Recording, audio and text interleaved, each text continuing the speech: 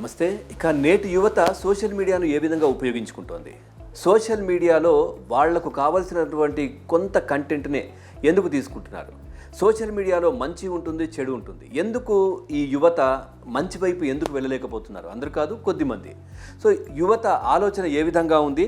So నేటి పరిస్థితులు అసలు సోషల్ మీడియాలో ఎట్లా ఉన్నాయి? ఈ అన్ని అంశాలకు సంబంధించి మనం మాట్లాడదాం. మనతో పాటు ఉన్నారు బాలలత మల్లవరపు గారు, ప్రముఖ మోటివేషనల్ స్పీకర్, అదేవిధంగా మాజీ బ్యూరోక్రాట్. వారు మనతో పాటు ఉన్నారు. వారిని అడిగి మరిన్ని వివరాలు తెలుసుకుందాం. వారు ఎంతోమంది యూపీఎస్సీ ఐఏఎస్లకు శిక్షణ కావచ్చు, దానికి సంబంధించి ఎడ్యుకేషన్ కావచ్చు, ఇవన్నీ ఇచ్చే వ్యక్తి. సో చాలా మంది యువతను కూడా సన్మార్గంలోకి తీసుకువెళ్ళినటువంటి వ్యక్తి తన స్పీచ్ ద్వారా. సో వారు మనతో పాటు ఉన్నారు. వారిని అడిగి మరిన్ని వివరాలు తెలుసుకుందాం. మేడం నమస్తే. నమస్తే అండి. చాలా హ్యాపీగా ఉంది మీలాంటి వారితో మనం షేర్ చేసుకోవడం. చాలా అంశాలు అంటే మీరు మీ స్పీచెస్ కావచ్చు, లేదంటే మీరు ఎడ్యుకేషన్ గురించి, అంటే సోషల్ మీడియాలో యూత్కి ఇచ్చేటటువంటి ప్రాధాన్యత కావచ్చు, వాళ్ళ ఫ్యూచర్ ఏ విధంగా ఉండాలి, సో అదేవిధంగా వాళ్ళు ఏ విధంగా చదువుకుంటే బాగుంటుంది, దీనికి సంబంధించిన కంటెంట్ కావచ్చు, ఇట్లాంటివన్నీ కూడా సోషల్ మీడియాలో కనిపిస్తూ ఉంటాయి. సో ఈ మధ్య ఈ సోషల్ మీడియాను మేడం మనం చూస్తే యూత్ ఎక్కువగా అంటే ఓవర్ నైట్ ఫేమ్, అంటే రాత్రికే మేమేదో అయిపోవాలి అనే దానికి ఒక ఆయుధంగా మలుచుకున్నట్టుగానే కనిపిస్తుంది. అంటే సోషల్ మీడియా మంచి ఉంది, చెడు ఉంది. ఏం చెప్తారు మేడం? సోషల్ మీడియాలో ఎవరైనా ఓవర్ నైట్ స్టార్ అయిపోవచ్చు. రీసెంట్గా కుంభమేళా టైంలో మోనాలిసా అని ఒక ముసలి అమ్మాయి, ఆ అమ్మాయి ఫోటో బాగా ట్రెండ్ అయిపోయి ఆ అమ్మాయికి ఇప్పుడు చాలా పెద్ద అవకాశాలు వచ్చాయి. టాలెంట్ని కానీ, అందాన్ని కానీ, చదువుని కానీ ఓవర్ నైట్లో గుర్తించాలంటే ఖచ్చితంగా సోషల్ మీడియా. కానీ అదేవిధంగా సోషల్ మీడియా దానిలో చెత్త కూడా చాలా ఉంది. 99% చెత్తే ఉందన్నమాట. మీరు చూస్తే కనుక ఎంటర్టైన్మెంట్ అనే పేరు చెప్పి వల్గారిటీ కానీ, అబ్సినిటీ కానీ, ఇవన్నీ కూడా సోషల్ మీడియాలో బాగా పెరిగిపోయినాయి. సోషల్ మీడియా ప్రాపర్గా వాడుకుంటే కనుక దాంతో అద్భుతాలు చేయొచ్చు. ఉదాహరణకి నేను సోషల్ మీడియాలో ఎవరైతే చదువు లేకుండా ఉన్నారో, ఎవరికైతే విషయ పరిజ్ఞానం పల్లెటూరులోకి అందట్లేదో, మన భాషలో అందరికీ చెప్తుంటే నాకు ఒక పర్పస్ ఉంది. సోషల్ మీడియా పర్పస్ఫుల్గా వాడితే కనుక దాంతో మనం చేయలేదంటే ఏది లేదు. కానీ సోషల్ మీడియాలో చాలా రకాల అభిరుచులు వచ్చేసాయి, అన్నీ బాగానే. కానీ దానిలో అభిరుచులతో పాటు కొంత ఎక్స్ట్రీమిటీస్కి వెళ్ళిపోతున్నాం అనమాట. మంచి ఉద్దేశంతో స్టార్ట్ చేస్తారు, ఎవరు చెడు ఉద్దేశంతో మీడియా స్టార్ట్ చేయరు. చేసిన తర్వాత ఆ పాపులారిటీ కోసం ఆ పిచ్చిలో పడిపోయి దాన్ని ఎక్స్ట్రీమిటీస్ తీసుకెళ్తారనమాట. అక్కడే ప్రాబ్లం అంతా. సో ఎవరైనా ఏ సోషల్ మీడియా ఛానల్ స్టార్ట్ చేసినా ఉద్దేశం, అది వంటల ఛానల్ కావచ్చు, జోక్స్ ఛానల్ కావచ్చు, లేదా ఇంకొక అడ్వెంచర్ ఛానల్ కావచ్చు, ఏదైనా కావచ్చు, స్టార్ట్ చేసేటప్పుడు చాలా అద్భుతంగా ఉంటాయి. కానీ స్లోగా ఆ పిచ్చిలో పడిపోయి ఆ పాపులారిటీ, ఎక్కువ లైక్స్ తెచ్చుకోవాలి, ఎక్కువ కామెంట్స్ తెచ్చుకోవాలి, దాంతో కాంపిటీషన్ కూడా పెరిగిపోయింది. ఒకళ్ళు బ్లేమ్ చేసుకోవడం, తిట్టుకోవడం. రీసెంట్గా మీరు చూసారు ఇండియాస్ టాలెంట్ అనే షోలో రణ్వీర్ అల్లాబాడియా, ఇతను చేసింది చాలా వల్గర్ కామెంట్స్ పబ్లిక్ షోలో చేశాడనమాట. ఇది చాలా అతని పైన విమర్శ కూడా. సోషల్ మీడియాలో ఒక మ్యాజిక్ ఏంటంటే నేను ఎంత పైకి లేపిద్దో అంత పడేస్తూ కూడా వెంటనే కింద ఎలా తోసేస్తే అంత ఫాస్ట్. ఓవర్ నైట్ స్టార్ అవ్వచ్చు, ఓవర్ నైట్ మళ్ళీ ఓవర్ నైట్ పరుగు పోవడం కూడా సోషల్ మీడియా. అందుకే నేను చాలా జాగ్రత్తగా ఉంటాను. మనం అందరూ ఎవరు మాట్లాడినా సోషల్ మీడియాలో ఎంతవరకు అవసరం అంతే మాట్లాడతాం. ఆ లిమిట్స్ ఎవరు వచ్చి డ్రా చేయరు, మనమే ఆ గీత గీసుకోవాలి. మనం ఎంతవరకు పబ్లిక్లో ఉండాలి, ఏం మాట్లాడాలి, పబ్లిక్లోకి వస్తే ఏం మాట్లాడాలి, ప్రతి పదం కౌంట్ అవుతుంది. మనం ఇక్కడ మాట్లాడితే ఎడిట్ చేసుకోవచ్చు. ఒక్కసారి సోషల్ మీడియాలో వైరల్ అయిన తర్వాత దాన్ని తీయటం ఎవరి వల్ల కాదు. ఇన్ఫాక్ట్ అది ఎంత దూరం వెళ్తా కూడా తెలియదు. అందుకని చాలా జాగ్రత్తగా ఉంటాం. రైట్. అట్లాగే ఇప్పటి యువత అంటే మీరు ఎంతో మందిని ఐఏఎస్కి ప్రిపేర్ చేయించడం కావచ్చు, లేదంటే వాళ్ళకు ఎడ్యుకేషన్ ఇవ్వడం కావచ్చు, ఇట్లాంటివన్నీ చేస్తూ వస్తూ ఉన్నారు. ఏంటి మీరు గమనించినటువంటి దాంట్లో వ్యత్యాసం ఏంటి? ఇప్పటి యువతకి ఇంతకు ముందు మీరు చూసినటువంటి వాళ్ళకి ఎట్లా ఉంది? ఇప్పటి యువతకి చాలా ఇన్స్టెంట్గా ఇప్పటికిప్పుడు ఎంటర్టైన్మెంట్ కావాలి. అది కూడా ఒక్క నిమిషంలో ఎంటర్టైన్మెంట్ వచ్చేయాలి. ఇప్పటి యువతకి పాత రోజుల్లో మన వల్గారిటీ, అబ్సినిటీ అంటే చూడకూడదు, అసభ్యకరంగా ఉంది, వల్గర్గా ఉంది అనిపించింది వాళ్ళకి. ఇది యాక్సెప్టబుల్ అనమాట. ఇన్ఫ్యాక్ట్ దానిలో వాళ్ళకి ఫన్ వస్తుంది. సో ఇప్పటి యువత ఇన్స్టెంట్ కామెడీ కోరుకుంటున్నారు. పాత రోజుల్లో ఇవన్నీ కూడా చాలా అందంగా, చాలా అద్భుతంగా ఉండే. ఇప్పుడు అలా కాదు. ఏదైతే అసభ్యంగా వల్గర్గా ఉందో అవే న్యూస్ అయిపోతున్నాయి. అంతేకాదు ఇప్పుడు యువత ఏంటి తెలుసా, నెగిటివిటీ ఎక్కువ కోరుకుంటారు. ఇప్పుడు మదర్ తెరెసా గురించి మీకు తెలియని 10 చేదు నిజాలు, మహాత్మా గాంధీ గురించి షాకింగ్ థింగ్స్, చీకటి కోణం, అవే చూస్తారు. అలానే హెడ్డింగ్లు పెట్టాలి, అలానే తమ్లైన్స్ పెట్టాలి. ఎందుకు అంటే ఓకే మదర్ తెరెసా, మహాత్మా గాంధీలో కూడా ఇంత ఉందా అంటే మనం ఇప్పుడు వరకు మంచి తీసుకున్నాం వాళ్ళ దగ్గర నుంచి. మంచిని గుర్తుపెట్టుకుంటే బాగుంటుంది. ప్రతి మనిషిలో తప్పు ఒప్పులు ఉంటాయి. కానీ సోషల్ మీడియా వచ్చిన తర్వాత తప్పులు విపరీతంగా బయటకు వచ్చేస్తాయి. ఎవరి డైవర్స్ అయినా వీళ్ళకే కావాలి, ఎవరి గొడవైనా వీళ్ళకే కావాలి. అసలు సెలబ్రిటీస్ లైఫ్ అనేది ఇంకా అసలు పబ్లిక్లోకి వచ్చేసింది. వాళ్ళ జీవితంలో అందం కూడా పోయింది. వాళ్ళు కూడా తెచ్చేసుకున్నారు. ఈవెన్ దోస్ వేసి కూడా యూట్యూబ్లో పెట్టేస్తున్నారు సెలబ్రిటీస్ కూడా. సో ఇంత అంతకు మించి మనం మాట్లాడుకోలేము, మీతో నేను మాట్లాడలేను, అంతకు మించిన కంటెంట్ పెట్టేస్తున్నారు సెలబ్రిటీస్ కూడా. దీంతో ఏమవుతుందంటే సోషల్ మీడియాలో ప్రతి ఒక్కళ్ళు కంటెంట్ మేకరే, ప్రతి ఒక్కళ్ళు కంటెంట్ ప్రొవైడరే, కంటెంట్ జనరేటరే. అండ్ ఇంత కంటెంట్లు దాని సెన్సర్షిప్ కూడా సాధ్యం కాదు, అంత ఈజీ కాదు. అంతా లేదు కదా మేడం, సెన్సార్షిప్ ఎట్లా ఉంది? అది ఎవరు ఆపలేరు. లేదనే కదా ఈ విధమైన విచ్చలవిడితనం. అంటే చూడండి, పాత రోజుల్లో న్యూస్ పేపర్లో ఒక ఆర్టికల్ ప్రింట్ అయి వచ్చింది అనుకోండి, ఆంధ్రజ్యోతి అనుకుందాం, దాన్ని చాలా అథెంటిక్గా అంటే న్యూస్ పేపర్లో వచ్చింది కాబట్టి ఇది కరెక్ట్ న్యూస్ అని చెప్పి. ఇప్పుడు ఏమైపోయిందంటే అథెంటిసిటీ పోయింది న్యూస్కి. ఎవడైనా న్యూస్ ప్రొడ్యూస్ చేయొచ్చు, ఏదైనా ప్రొడ్యూస్ చేయొచ్చు. న్యూస్ పేపర్కి ఉంది, న్యూస్ పేపర్కి ఇంకా ఉంది, ఎందుకంటే ప్రింటెడ్ వర్షన్, ఆధారాలతో పాటు క్వశ్చన్ మార్కులు ఉండవు. అవును, న్యూస్ పేపర్కి ఉన్న వాల్యూ ఇంకా అది కంటిన్యూ అవుతుంది ఒక తరంతో. కొత్త తరానికి అంత ఓపిక లేదు, న్యూస్ పేపర్ ఎవ్వరు చదవట్లా, మీకు కూడా తెలుసు బాగా. ఇప్పుడంతా సోషల్ మీడియాలో ఇన్స్టెంట్ న్యూస్ కావాలి. న్యూస్ తెల్లారాకు వచ్చేదాకా కూడా ఆగరు, ఇప్పుడే కావాలి. అది కూడా ఏ న్యూస్ కావాలి మనకు? అవసరం ఇంటర్నేషనల్ న్యూస్, నేషనల్ న్యూస్ కాదు. ఏ సెలబ్రిటీ లైఫ్లో ఏం జరుగుతుంది, వల్గర్ కామెంట్స్ ఎక్కడ ఉన్నాయి, చీపెస్ట్ ఫార్మ్ ఆఫ్ ఎంటర్టైన్మెంట్ అనేది యూత్కి ఇప్పుడు దొరుకుతుంది అనమాట. దానివల్లే సోషల్ మీడియాకి అడిక్షన్. మీరు చూడండి, ఏదైతే అవసరం లేదో దానికేమో మిలియన్స్లో వ్యూస్, ఏదైతే రియల్ కంటెంట్ ఉందో దానికి హండ్రెడ్స్లోనే వ్యూస్ ఉంటాయి. ఏ వీడియో పెట్టండి మీకు వ్యూస్ ఉంటాయి, కామెంట్స్ ఉండవు, ఏముండవు. అదే చెత్త అనుకోండి, ఎన్ని పడితే అది. ఇంకొకటి, ఆ కామెంట్స్ రాసేవాళ్ళు కూడా అదైతే చాలా మంది బలైపోతారు. మంచి కంటెంట్ ఇచ్చినా చెడ్డ కంటెంట్ ఇచ్చినా. యూత్కి ఇంత టైం ఎక్కడ ఉంటుందో నాకు తెలియదు, కానీ చాలా వల్గర్ కామెంట్స్, నీచమైన కామెంట్స్ రాస్తుంటారు. దానివల్ల ఏమొస్తుందో కూడా నాకు తెలియదు. నిజంగా కూడా మేడం, సోషల్ మీడియాలో ఇప్పుడు మనం ఏదైనా యూట్యూబ్ తీస్తే ఒక్కసారి మనం ఏదైతే కంటెంట్ ఓపెన్ చేస్తామో లేదా అనుకోకుండా ప్రెస్ అవుతుందో అట్లాంటివి వస్తూ ఉంటాయి. మళ్ళీ ఆల్గోరిథమ్స్ అట్లాంటివి వస్తాయి. ఆల్గోరిథమ్స్ ఎట్లా అంటే మనం ఏదైతే కంటెంట్ కన్సూమ్ చేస్తామో అలాంటి కంటెంట్ మనకి పాపప్ అవుతుంది. ఇబ్బందిగా ఉంటుంది ఒకవేళ నచ్చని వాళ్ళకి. అది అనుకోకుండా ఎవరో ప్రెస్ చేస్తారు, ఎవరో ఏదో చేస్తారు, ఇంకా అట్లాంటివే రావడం. సో అంటే ఇదే చూడండి చూడండి చూడండి అనేది మన మైండ్ ని ఆ విధంగా చేస్తున్నట్టుగానే అనిపిస్తుంది. అవునండి, అవును. అందుకని మనలాంటి వాళ్ళ బాధ్యత ఏంటంటే నెగిటివ్ కంటెంటే కాదు, నిజంగా పాజిటివ్ కంటెంట్ కూడా ఉంది, దాన్ని కూడా మనం కన్సూమ్ చేయొచ్చు. సోషల్ మీడియాని కాదనుకుని బతికే ఇవ్వని కాదు. మా నాన్నగారు చెప్తుండేవాళ్ళు, రవి కాంచని చోట కవి కాంచన్, కవి కాంచని చోట మీడియా కాంచన్ అని. నేనంట మీడియా కాంచని చోట సోషల్ మీడియా కాంచన్. ఇప్పుడు సోషల్ మీడియా ఎంటర్ అవ్వని ప్లేస్ అంటే ఏమీ లేదు, కానీ దాన్ని మనం ఎలా వాడుకుంటున్నామని చాలా ఇంపార్టెంట్. 99% దాన్ని మన నష్టానికి వాడుకుంటున్నాం, ఎడిక్ట్ అయిపోయాం ఆల్మోస్ట్. చిన్న పిల్లల దగ్గర నుంచి అదే కదా మేడం, ఇప్పుడు అన్నం తినాలన్నా ఫోన్ దగ్గర ఉండాలి. సో బాగా అడిక్ట్ అయిపోయారు దాంట్లో. అసలు సోషల్ మీడియా లేకపోతే అంటే అదొక పెద్ద అసెట్ అనమాట. నీకు ఇన్స్టా లేదా, నీకు యూట్యూబ్ లేదా, నాకు అన్నీ ఉన్నాయి, కానీ అన్నీ నేను పాజిటివ్గా వాడతాను. అంతే కదా, అది చాలా ఇంపార్టెంట్. ఉండాలి, కనెక్టివిటీ ఉండాలి ప్రపంచంతో. మనం ఇప్పుడు ఇక్కడ కూర్చుని నేను అంత లక్షల మందితో కనెక్ట్ అవుతాను, మీరు అవుతారు. దానికి కారణం ఏంటి? ఆ సోషల్ మీడియా. అది ఉండాలి, దాన్ని కనెక్టింగ్కి వాడుకోవాలి, ఇన్ఫర్మేషన్ షేరింగ్కి వాడుకోవాలి, మంచికి వాడుకోవాలి, జ్ఞానానికి వాడుకోవాలి. అంతేగాని యువతని అధఃపాతాళానికి తోసేయడానికి వాడుకోకూడదు. ఇప్పుడు ఉన్నటువంటి యూత్ మీ దగ్గర చాలా మంది వస్తుంటారు కదా మేడం, అంటే మీరు ఈ సోషల్ మీడియాకి సంబంధించి వాళ్ళకి ఏమైనా అవేర్నెస్, అంటే ఇది బాగుండదు, ఇది ఈ విధంగా ఉండాలి, ఇట్లా ఉండాలి, ఏమైనా సజెషన్స్ ఉంటాయి? అంటే జనరల్గా మాట్లాడుకుంటుంటాం, యూత్ కానీ తెలుసు, మనం తెలియదు అనుకుంటాం, ఏది మంచిది ఏది కాదని తెలుసు. కానీ ఎప్పుడైనా మీరు చూడండి, యూత్ తొందరగా దేనికి అట్రాక్ట్ అవుతారు? ఏదైతే టెంపరీయో, ఏదైతే వల్గారిటీయో, ఏదైతే చేయకూడదు అంటే దానికి ఎక్కువ అట్రాక్ట్ అవుతారు. అది వాళ్ళ నైజం. చిన్న పిల్లలు కూడా అంతే కదా మేడం, తక్కువ అంటే అక్కడికే ఏముందో ఇది చూడాలి అని చెప్పి అక్కడికే వెళ్తారు. సోషల్ మీడియాలో దొరకంది ఏముంది ఈ రోజుల్లో, కాబట్టి ఎక్కువ దానికి అట్రాక్ట్ అవుతున్నారు. కాబట్టి మనం చెప్పే కన్నా వాళ్ళకి అసలు నేనంటాను చాలా యాక్టివిటీస్ ఉన్నాయి లైఫ్లో. ఇప్పుడు మా అబ్బాయి ఉన్నాడు, నేను చాలా పెడుతుంటాను వాడిని యాక్టివిటీస్. ఆ యాక్టివిటీస్ వల్ల ఏమవుతుందంటే మీడియాకి ఆ సోషల్ మీడియా ఉన్న అడిక్షన్ తగ్గుద్ది. సో మనల్ని మన మైండ్ డైవర్ట్ చేసుకోవాలి. ఒకటే దాని మీద కూర్చుంటే, ఇప్పుడు నైట్ 9 ఫోన్ పట్టుకుంటే 1 గంట దాకా సోషల్ మీడియాలో ఉండేవాళ్ళు చాలా మంది ఉన్నారు. చాలా తప్పు. గంటలు మెయిన్గా time waste, energy waste, and comparison వస్తుంది సోషల్ మీడియా చూసిన తర్వాత. జీవితంలో డిప్రెషన్ వస్తుంది. అంతేకాదు, టెంపరీగా ఆనందం అనిపించినా ఒకసారి ఇన్స్టా చూడటం మొదలెడితే అది ఎన్ని గంటలు అలా చూస్తే వెళ్ళిపోతాం మనకు తెలియదు. కొన్ని చివరికి మన బ్రెయిన్లో ఏమైనా మిగిలిందంటే అంత చెత్త మిగిలింది, ఏముండదు. మీరు చూస్తూ ఉన్నారు సోషల్ మీడియాలో కొన్ని అంశాలు ఓవర్ నైట్గా ఒక వారం 10 రోజులు అట్లా తిరుగుతూ ఉంటాయి. సో ఈ మధ్యకాలంలో 3 సిస్టర్స్ గురించి ఒకటి బాగా ట్రోల్ అవుతా ఉంది, పికిల్స్ అని, అలేఖ్య.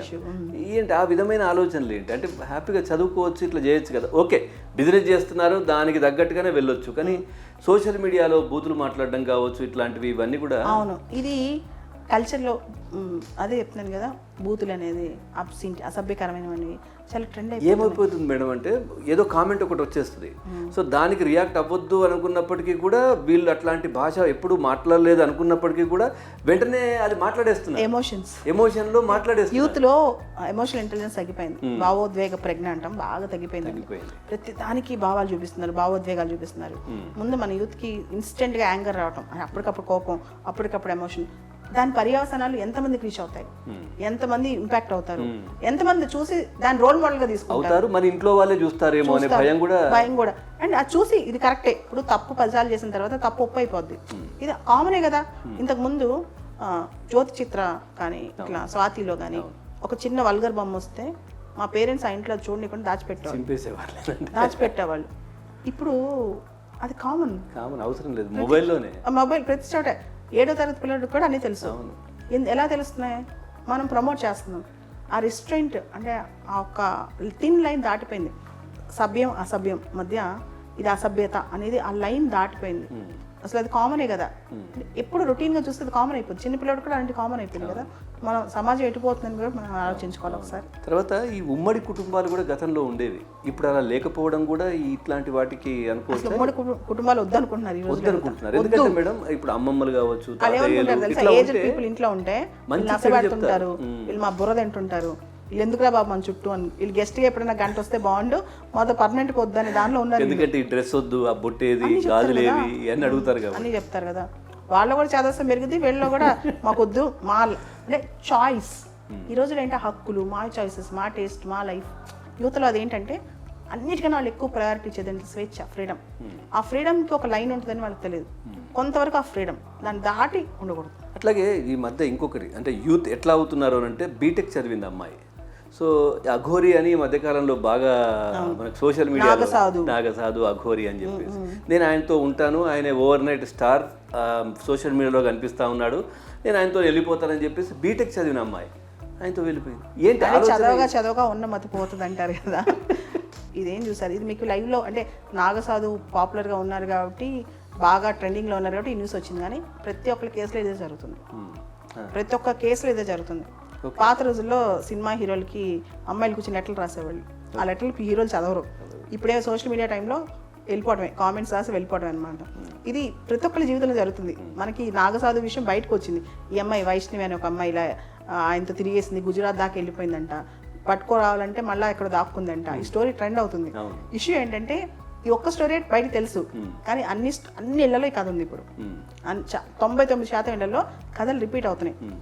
కాలేజ్లో సెలబ్రిటీయో, సోషల్ మీడియాలో సెలబ్రిటీయో, యూట్యూబ్లో సెలబ్రిటీయో, ఇవన్నీ న్యాచురల్ అయిపోయాయి. దీని ద్వారా యూత్ అంటే ఇప్పుడు ఒక నెక్స్ట్ జనరేషన్ కొంచెం ఈ విధమైన ఆలోచనలు ఇవన్నీ ఉంటే ఇబ్బందే కదా మేడం, ఎట్లా ఉంటుంది? వెస్టర్నైజేషన్, గ్లోబలైజేషన్, ప్రపంచీకరణ ప్రభావం, లివ్ ఇన్ రిలేషన్షిప్స్ చాలా కామన్ అయిపోయి. ఉత్తరాఖండ్ యూనిఫామ్ సివిల్ కోడ్ తీసుకొచ్చింది. దానిలో లివ్ ఇన్ రిలేషన్షిప్ అంటే సహజీవనం కూడా రిజిస్టర్ చేసుకోవచ్చు అని చెప్పింది. అంటే స్లోగా గవర్నమెంట్స్ కూడా యాక్సెప్ట్ చేస్తాయి. ఇవన్నీ కామన్. అంటే మనకి స్లోగా మనకి చూస్తే అమెరికన్ కల్చర్ ఉంటుంది కదా, పెళ్లి కాకముందే కలిసి ఉంటాం, మనది నచ్చుతున్నాయి వాళ్ళకి, మనకేమో వాళ్ళే నచ్చుతున్నాయి. సో కొంతకాలం నచ్చుది ఈ ట్రెండ్. అంటే ఇదంతా మనకు ఒక రకమైన విరక్తి వెగటు పుట్టేదాకా ఈ ట్రెండ్ జరుగుద్ది అనమాట. మొన్న అక్కడ చూసాను మేడం, అంటే ఒక ఫోటోగ్రాఫర్, ఈవెంట్ మేనేజర్ ఉంటారు కదా, ఏదో పెళ్లికి సంబంధించినటువంటి కార్యక్రమం, దానికి ఒప్పుకున్నారు ఆయన. సో ఎంగేజ్మెంట్ కంటే ముందు ఏదో ప్రీ వెడ్డింగ్ షూట్, అది అవ్వగానే డబ్బులు ఇవ్వమన్నారు. ఎందుకు ఇంకా మొత్తం అయిపోయిన తర్వాత ఇస్తాం కదా అని అంటే, అవుతుందో లేదో, ఎట్లుంటుందో తెలియదు. అంటే అట్లా వివాహ వ్యవస్థ కూడా అట్లా అయిపోయింది. ఎప్పుడు ఏమవుతుందో తెలియదు. ఇప్పుడు ప్రీ వెడ్డింగ్ అయింది, రేపు ఎంగేజ్మెంట్ అవుతుందో లేదో, రేపు ఎంగేజ్మెంట్ అయింది, తర్వాత పెళ్లి వరకు వెళ్తుందో లేదో. ఈ విధంగా వాళ్ళు కూడా అంటే డైవర్స్ రేట్ బాగా పెరిగిపోయింది. అండ్ యువతకు కూడా వాళ్ళ మనసులో తెలుసు, మనం తిరుగుతున్నాం అంటే అది పెళ్లి దాకా వెళ్ళదని, కానీ తిరుగుతారు. అది రియల్ ట్రూ ప్రేమ కూడా కాదు. నిజమైన ప్రేమ అంటే అలా ఉండదు. నిజమైన ప్రేమ అంటే 2 నెలలకు 3 నెలలకు మారుతూ ఉండదు, ఒకరిపైన. అదంతా అట్రాక్షన్, ప్రలోభం అంతే. అట్లాగే ఎట్లా యూజ్ చేసుకోవచ్చు మేడం సోషల్ మీడియా? మీరు యూత్కి ఏం చెప్తారు? అంటే సోషల్ మీడియా అనేది అంటే మనం చెప్పిన వాళ్ళు వినరు అనుకోండి, కానీ బాధ్యతగా చెప్తాం అంతే. ఎందుకంటే మీరు చెప్పేవి చాలా మంది కూడా వినేవాళ్ళు ఉన్నారు.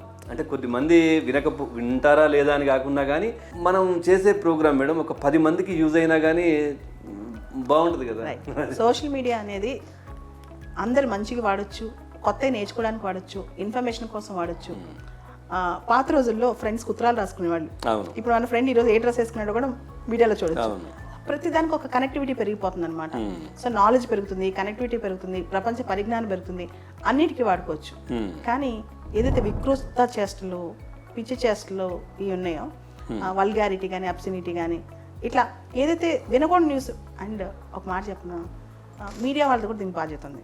వాళ్ళు ఏదైతే బాగా ట్రెండ్ అవుతుందో అది జనానికి అవసరం లేకపోయినా అవసరం లేని న్యూస్ అనేది తీసుకొచ్చి పాపులిజం కోసం పెడతారు. దానికి కూడా విచిత్రమైన తమ్నైల్స్. ఆ తమ్నైల్ చూస్తేనే భయం వేస్తుంది అసలు అది ఓపెన్ చేయాలి. సోషల్ మీడియాలో ఉంటుంది మేడం. మీడియాలో ఖచ్చితంగా మీడియాలో ఉంటుంది, సోషల్ మీడియాలో ఉంటుంది. మీడియా వాళ్ళు సోషల్ మీడియా యూట్యూబ్ ఛానల్స్, అది ఏదైనా కావచ్చు, అది ఏ యూట్యూబ్ ఛానల్ అయినా కావచ్చు, అన్నింటిలో అలానే జరుగుతుంది కదా.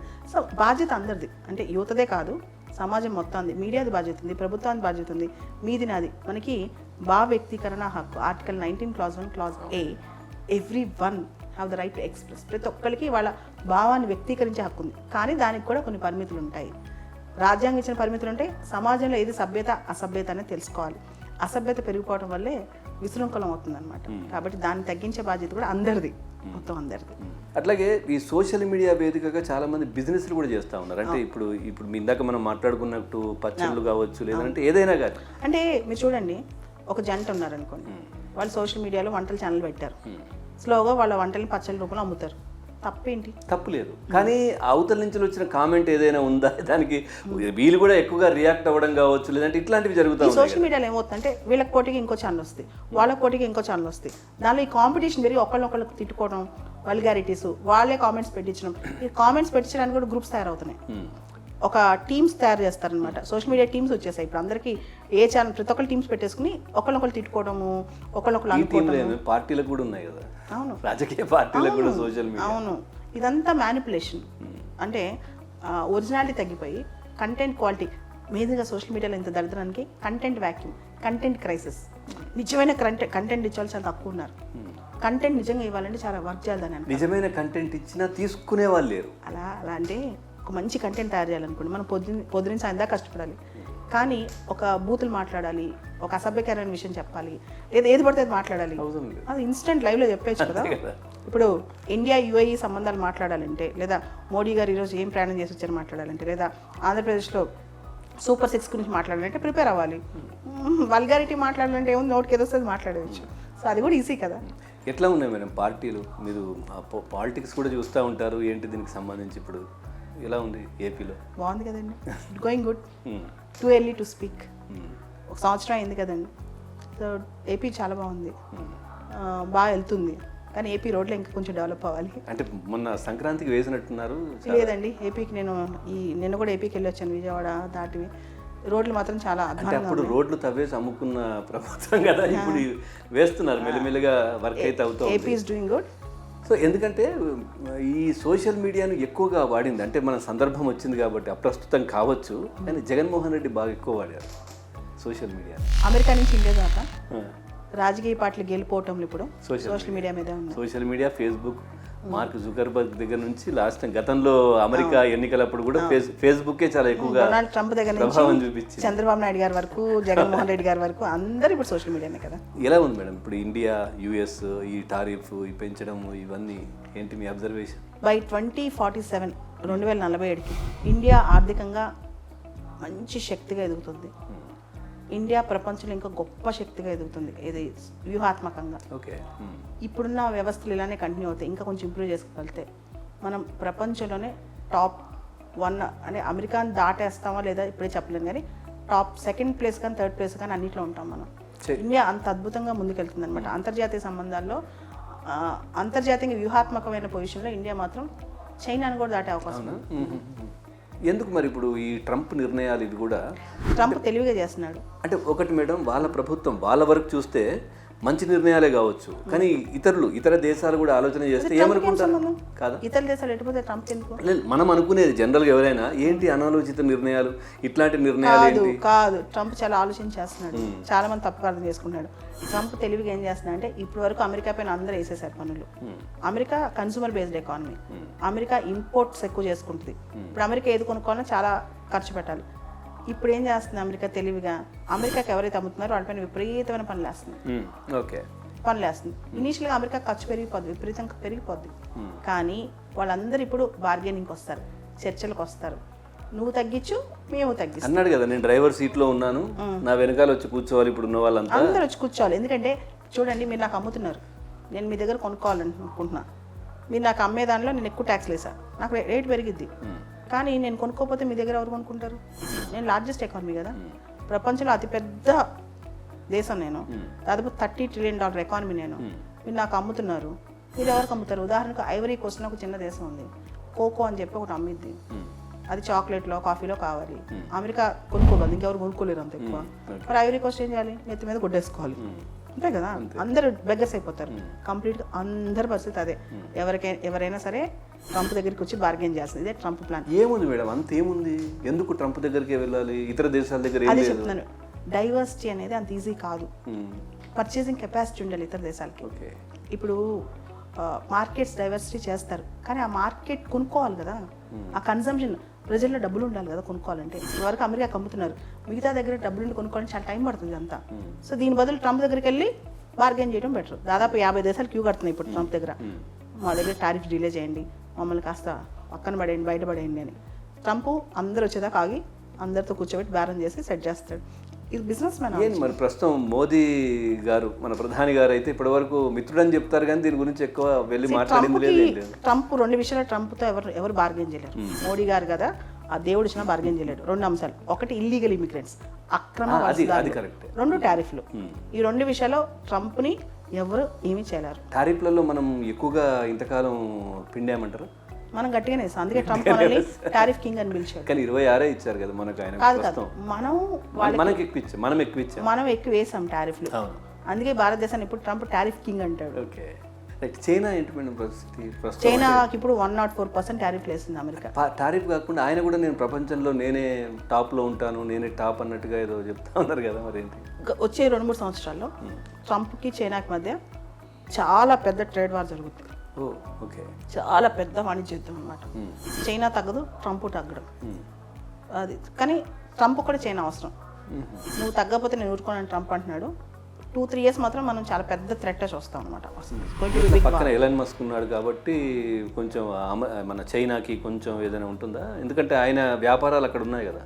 కానీ ఇలాన్ మస్క్ మాత్రం ఇప్పుడు డాజ్ అని డిపార్ట్మెంట్ ఆఫ్ గవర్నమెంట్ ఎఫిషియన్సీ అమెరికాలో హెడ్ చేస్తున్నాడు కాబట్టి ఇలాన్ మస్క్ గవర్నమెంట్ ఎక్స్పెండిచర్ తగ్గించే విషయం ఆలోచిస్తున్నాడు. టారిఫ్స్ విషయంలో ఇలాన్ మస్క్ ఇన్ఫ్లుయెన్స్ తక్కువ ఉంటుంది. ఓకే, ఈ పన్నుల విషయం నేను చెప్పాను కదా, ఇలాన్ మస్క్ కాదు, దేవుడు దిగొచ్చిన, మోడీ గారు దిగొచ్చిన, డొనాల్డ్ ట్రంప్ మాత్రం వినాడు. మన సబ్జెక్ట్కి వస్తే, ఇప్పుడున్న యువత ఎంతమంది ఆలోచన చేస్తున్నారు మేడం? రెగ్యులర్గా చూస్తూ ఉంటారు కదా, ప్రపంచ దేశాల్లో ఇట్లా జరుగుతున్నాయి, ఇది ఉంది వాళ్ళకి ఏమీ అవసరం లేదు.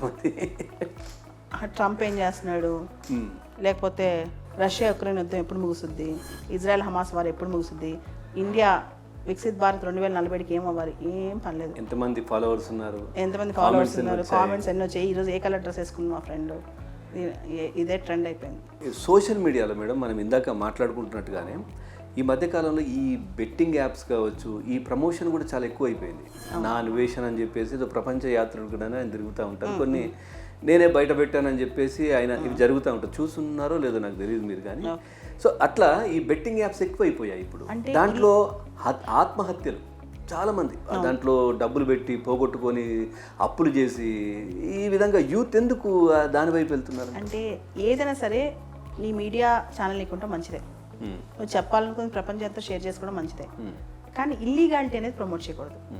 ఏదైతే ఇల్లీగల్ ఉందో, ఈవెన్ ఫిల్మ్ స్టార్స్ కూడా, సెలబ్రిటీస్ కూడా, వాళ్ళపైన కూడా ఎఫ్ఐఆర్లు అయ్యాయి.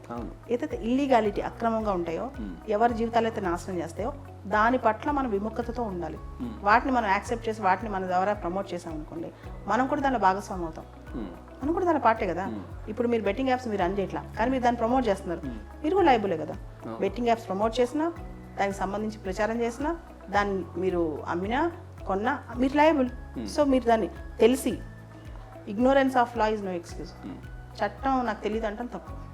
ప్రభుత్వాలు ఎందుకు కట్టడి చేయలేకపోతున్నాయి? ఉంది కదండి తెలంగాణ గేమింగ్ యాక్ట్ ఇప్పుడు తెచ్చారు, 2017లోనే యాక్ట్ ఉంది, కానీ ఇప్పటికి అయినా కానీ నడుస్తూ ఉన్నాయి కదా. నడుస్తున్నాయి. ఏంటి అంటే అన్ని ప్రభుత్వాలు ఆపలేవు. ఇప్పుడు డౌరీ ప్రొహిబిషన్ యాక్ట్ ఉంది, వరకట్న నిషేధ చట్టం. మీరు చెప్పండి, వరకట్న అలాగే అంతే కదా. క్రికెట్ టైంలో బెట్టింగ్ చేయకూడదు, మేమే ఇచ్చాము, మేమే ఇస్తున్నాము, మా కూతురికి ఇచ్చాము, అంత అబద్ధం మనకు తెలీదా? మనుషుల్లో సమాజంలో మార్పు రావాలి కానీ ప్రభుత్వాలు ఎంతవరకు కర్రబట్టుకుని బెత్తం పట్టుకుని ఇంట్లోకి వచ్చి కూర్చుంటాయి. అంతే కదా. ఎందుకు కంప్లీట్గా ఇప్పుడు కొన్ని దేశాలు అక్కడ కొన్ని రకాల సోషల్ మీడియా యాక్టివిటీస్ కావచ్చు లేదంటే ఇట్లాంటి వాటి కట్టడి చేస్తున్నాయి కదా మేడం. ఈ సైట్లు చూడొద్దని ఇట్లాంటివన్నీ పూర్తిగా ఇట్లాంటివి చేస్తూ ఉన్నారు. ఎందుకు మనం బెట్టింగ్ యాప్కి సంబంధించి రాష్ట్రాలకే పరిమితం చేస్తాం, మీ ఇష్టం మీ రాష్ట్రం మీరు ఏమైనా చేయండి అని ఎందుకు కేంద్రం ఆ విధంగా చెప్తోంది? అంటే బెట్టింగ్, గేమింగ్, గ్యాంబ్లింగ్ ఇవన్నీ కూడా మనకి స్టేట్ లిస్ట్లో ఉంటాయి, రాష్ట్ర జాబితాలో ఉంటాయి. అదంతా రాష్ట్రాలది. ఇప్పుడు కేరళ ఉంది, కేరళలో లాటరీ అలౌడ్, ఇక్కడ అలౌడ్ కాదు. ఇప్పుడు కేరళలో మీరు బీచ్ దగ్గర కూర్చోండి వెళ్ళి లాటరీ టికెట్లు అమ్ముతూ ఉంటారు, అక్కడ లీగల్. బెట్టింగ్, గ్యాంబ్లింగ్ తమిళనాడు కూడా లీగల్ కదా. మహారాష్ట్ర, కేరళ, మిజోరాం, వెస్ట్ బెంగాల్, మేఘాలయ ఇలాంటి రాష్ట్రాల్లో ఇంకా లాటరీస్ ఉన్నాయి. అదే ఆ రాష్ట్ర ప్రభుత్వం స్టేట్ లిస్ట్ అనమాట. బెట్టింగ్, గ్యాంబ్లింగ్ ఇవన్నీ కూడా స్టేట్ లిస్ట్. Right madam. అట్లాగే ఒక విద్యావేత్తగా మీరు ఇంతమందికి కోర్సులు కావచ్చు, ఐపీఎస్ కావచ్చు, ఇట్లాంటి వాళ్ళందరికీ ట్రైనింగ్లు ఇస్తుంటారు. దానికి సంబంధించి ఎడ్యుకేషన్ కూడా మీరు సోషల్ మీడియాలో మీ కంటెంట్ కూడా చాలామంది ఇంట్రెస్ట్ ఉన్న వాళ్ళు చూస్తూ ఉంటారు. యూత్ అంటే ఈ చదువు మీద ఇష్టం ఉన్న వాళ్ళు, ఉన్నత స్థాయికి వెళ్ళాలనుకునే వాళ్ళు ఇట్లాంటి చూస్తూ ఉంటారు. గారు ఇప్పుడు నేను ఫిజికలీ ఛాలెంజ్డ్, నేను ప్రతి చోటకి మీలాగా ఫాస్ట్గా వెళ్ళి అందరిని ఎడ్యుకేట్ చేయలేను. నాకున్న ఒకే ఒక ఆయుధం సోషల్ మీడియా. నాకున్న పరిజ్ఞానం కావచ్చు, ప్రతి ఒక్కరికి అంటే హౌస్ వైఫ్స్ కావచ్చు, గ్రామీణ ప్రాంతాల్లో తెలుగు మీడియం విద్యార్థులు కావచ్చు, వాళ్ళందరికీ నా జీవితం ఉపయోగపడాలి అంటే నాకు ఉన్న ఒకే ఒక మార్గం ఇంట్లో కూర్చుని ఒక కెమెరా, అంతే కదా. సో నేను సోషల్ మీడియాని ఇలా పాజిటివ్గా వాడుకుంటాను. పాజిటివ్గా ఎంతవరకు ఇప్పుడు మిగతావి ఎంతవరకు యూత్ మీద చెడు ప్రభావం చూపిస్తాయి ఈ కంటెంట్ కదా. మీరు మామూలుగా ఇప్పుడు వస్తున్నటువంటి సోషల్ మీడియాలో ఉన్నవి ఎంతవరకు వాళ్ళ మీద ప్రభావం? ఖచ్చితంగా అండి. మన మాట కానీ మన సోషల్ మీడియాలో మనం ఇచ్చే ఇది కానీ మంచి ప్రభావం ఉంది, చెడు ప్రభావం ఉంది, విపరీతం ఉంది. దానివల్ల యూత్ చాలామంది ఇంపాక్ట్ అవుతున్నారు, మైండ్లో పాడు చేసుకుంటున్నారు, వ్యామోహాల్లో పడుతున్నారు, టెంపరీ ఆకర్షణలో పడుతున్నారు, ఈ బానిసలు అవుతున్నారు, బెట్టింగ్ యాప్స్కి, గేమింగ్కి బానిసలు అవుతున్నారు. చాలామంది కొన్ని కోట్లలో నష్టపోతున్నారు. అవన్నీ పక్కన పెడితే జీవితాలు పోతున్నాయి. డబ్బులు పక్కన పెట్టండి, ఆ లైఫ్ పాడు, మెయిన్గా ప్రైమ్ టైం మొత్తం పాడు చేసుకుంటున్నారు. చివరికి తెలిసి వచ్చేసరికి చేతులు కాలుతున్నాయి. అంతే. రైట్. ఒక రెండు ఏదో ఛానళ్ళు ఇద్దరు కనిపిస్తారు, ఫిమేల్ మేల్ ఎక్కడెక్కడో, తర్వాత చూస్తే వాళ్ళు ఇద్దరు ఒకటే అయిపోయి మళ్ళీ ఛానల్లో ఇంకో దాంట్లో కనిపిస్తూ ఉంటారు. అంటే ఆ విధంగా సోషల్ మీడియాను మళ్ళీ తర్వాత ఏమవుతుందో తెలియదు, మళ్ళీ గొడవలు. ఇంత సోషల్ మీడియా అనేది దాన్ని ఎవరు రెగ్యులేట్ చేసి ఒకరు వచ్చి చెప్పలేరు. వీళ్ళంతవరకు గవర్నమెంట్ నియంత్రణ ఎంతవరకు ఉంటుంది? ఇప్పుడు అదే కదా పెద్ద ఇష్యూ జరుగుతుంది, X versus government of India, Twitter versus government of India పెద్ద కేసు కర్ణాటక కోర్టులో. ఏంటి అంటే గవర్నమెంట్ ఆఫ్ ఇండియా చాలా ఛానల్స్ పంపించి డిలీట్ చేయమని అంటుందంట. ట్విట్టర్ అంటది కావాలి ఫ్రీడమ్ ఆఫ్ స్పీచ్కి వ్యతిరేకంగా చేస్తున్నావు నువ్వు కావాలని నన్ను బ్లాక్ చేయించాలని ప్లాన్ చేస్తున్నావు, సెక్షన్ 69 ఇవ్వడానికి బదులు 79A కింద నాకు నోటీసులు ఇస్తున్నావు అని చెప్పి కేసేస్తుంది. ఇప్పుడు అదే ఇష్యూ మీరు అడిగిందే. గవర్నమెంట్ ఆఫ్ ఇండియానే చాలా పెడుతుంది, గవర్నమెంట్ ఆఫ్ ఇండియా కావచ్చు, స్టేట్ పోలీస్ కావచ్చు, అది బ్లాక్ చేయండి ఇది బ్లాక్ చేయండి పెడుతున్నారు సోషల్ మీడియా ప్లాట్ఫామ్స్కి. వాళ్ళేమో ఫ్రీ స్పీచ్కి మీరు విరుద్ధం, గవర్నమెంట్ ఆఫ్ ఇండియా విరుద్ధం వాళ్ళు ఫైట్ చేస్తున్నారు. ఇంకా గొడవ అవుతా ఉంది. అట్లాగే ఎక్కువగా స్వేచ్ఛ ఇస్తున్నారు అనిపిస్తుందా పేరెంట్స్ పిల్లలకి? స్వేచ్ఛ అది మామూలు స్వేచ్ఛ అండి. అంతేనా? పిల్లలు విపరీతంగా గారాబం, అలసిపోకూడదు, వేరే పనులు చేయకూడదు, ఇంట్లో కూర్చోవాలి ఏసీ రూమ్లో. అంటే వాళ్ళు ఏం చేస్తారు, కూర్చుని సోషల్ మీడియా చూస్తారు, గేమ్స్ ఆడతారు. సో మన పెంపకం అలా లేదు కదా, వాళ్ళ పెంపకం చూడండి ఏ స్టైల్లో ఉందో. పూర్తి స్థాయి స్వేచ్ఛ అంటే స్వేచ్ఛ ఇవ్వాలి, కానీ అది విశృంఖలంగా మారిపోయింది. రైట్. ఫైనల్గా యూత్కి మీరు ఇచ్చే సజెషన్ మేడం ఇప్పుడు ప్రస్తుతం? యువతకి చాలా శక్తి ఉందండి, నిరంతరమైన శక్తి ఉంది. ముఖ్యంగా తెలుగు యువతకి అద్భుతమైన శక్తి ఉంది. వాళ్ళు దాన్ని నిరుపయోగం చేసుకుంటే వాళ్ళ జీవితాలు వాళ్ళే పాడు చేసుకుంటారు. వచ్చే తరానికి వాళ్ళు ఏమి ఇస్తారో ఒకసారి ప్రశ్నించుకోవాలి, వాళ్ళ కోసం వాళ్ళు ఏం చేస్తున్నారో కూడా ప్రశ్నించుకోవాలి. సోషల్ మీడియా అనేది గంట మొదలెడితే జీవితంలో సంవత్సరానికి నెలకు 100 గంటలు టైం వేస్ట్ అయిపోతుంది. కాబట్టి ఉండాలి, సోషల్ మీడియా ఖచ్చితంగా ఉండాలి. రెండు వైపులా పదున్న కత్తిన వంటిది కాబట్టి ఏదైతే మనకి అవసరం అంతవరకు తీసుకుని అనవసరమైన చెత్త అనేది పక్కన పెడితే ఎంతవరకు ఆ మనసులో వచ్చే యాంగ్జైటీ కానీ అడిక్షన్ ఎప్పుడైతే సోషల్ మీడియా మైకంలో మునిగిపోతుంటాం వాటిని పక్కన తీస్తే మనం ఎప్పుడూ ఎక్సెల్ అవుతాం లైఫ్లో. Thank you very much. చాలా అంశాలు అంటే యువతకు సోషల్ మీడియాను ఏ విధంగా యూజ్ చేసుకోవాలి, అట్లాగే వాళ్ళ బంగారు భవిష్యత్తును ఏ విధంగా ముందుకు తీసుకెళ్ళాలి, చాలా అంశాలు అయితే చెప్పారు. Thank you. Thank you. Right, చూసారు కదా, యువత సోషల్ మీడియాను ఏ విధంగా సన్మార్గంలోకి వెళ్ళడానికి ఉపయోగించుకోవచ్చు, అదేవిధంగా అసలు ఎందుకు ఇంత ఓవర్ నైట్ స్టార్స్ అవ్వాలని ఎందుకు ఇంతగా ఆలోచన చేస్తూ ఉన్నారు. సో అది కాకుండా అంత టైం ఇతరత్ర దానిపైన స్పెండ్ చేస్తే, చదువు మీద కావచ్చు లేదంటే ఫ్యూచర్ మీద స్పెండ్ చేస్తే ఏ విధంగా వాళ్ళ బంగారు భవిష్యత్తు ఉంటుంది, ఈ అన్ని అంశాలు కూడా చాలా చక్కగా మేడం వివరించారు. ఇది వాటి చర్చ. తాజా సమాచారం కోసం చూస్తూనే ఉండండి ABN.